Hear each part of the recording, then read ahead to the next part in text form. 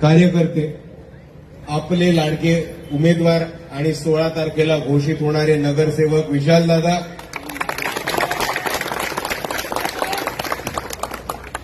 इथे उपस्थित माझ्या माता भगिनी,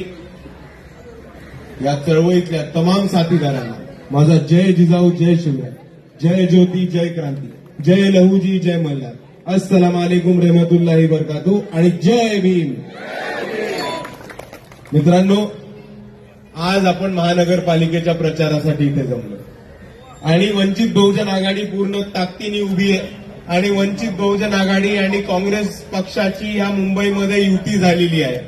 आणि ही युती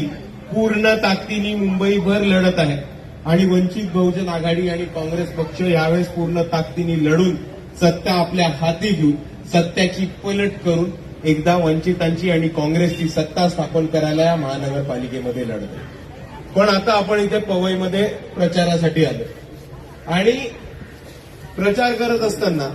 प्रचारासाठी आले असताना मला काही गोष्टी आपल्या सर्वांसमोर आणि खास करून पवईमध्ये बोलायच्या की आपण सर्वांनी एक गोष्ट समजून घ्या की ही महानगरपालिकेची जी निवडणूक आहे ती आपल्या सर्वांसाठी खूप महत्वाची निवडणूक आहे. ती ह्याच्यासाठी कारण ज्या ज्या लोकांनी आतापर्यंत मुंबईमध्ये भ्रष्टाचार केला, ज्या ज्या लोकांनी आतापर्यंत आपल्या विकास कामाचे पैसे खाल्ले आणि ज्या ज्या लोकांनी मुंबईची तिजोरी खाली करून स्वतःची खिसे आणि घरं भरण्याचं काम केलं, आज त्या लोकांना उचलून सत्तेच्या बाहेर टाकून वंचित बहुजन आघाडी आणि काँग्रेस पक्षाचे उमेदवार निवडून द्यायची वेळ आलेली आहे. कारण आता भ्रष्टाचारी लोक आपल्याला स्वतःची कामं करणारी, लोकांची कामं करणारी उमेदवार हवं. आणि हेच बोलत असताना मला थेट पवईकडे यायचं.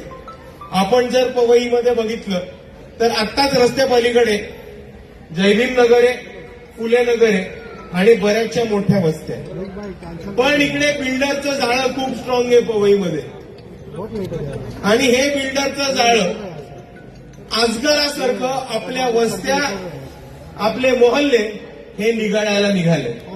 आणि जर आपण या बिल्डरांपासून आणि या बिल्डरांच्या राजकारणापासून सावध राहिलो नाही तर आपलं राहतं घर हे निघून टाकतील आणि आपल्याला मुंबईच्या हद्द पार करायचं काम इकडचे सत्ताधारी करणार आहेत हे आपण सर्वांनी समजून घेतलं पाहिजे. म्हणून मी आपल्या सर्वांना गवाही देतो की वंचित बहुजन आघाडी असा या मुंबईमध्ये एकमेव पक्ष आहे ज्याचा कोणत्याही बिल्डरांशी संबंध नाही किंवा आम्ही या बिल्डरांच्या पैशावरती जगत नाही. तुम्हाला सरळ सरळ सांगतो,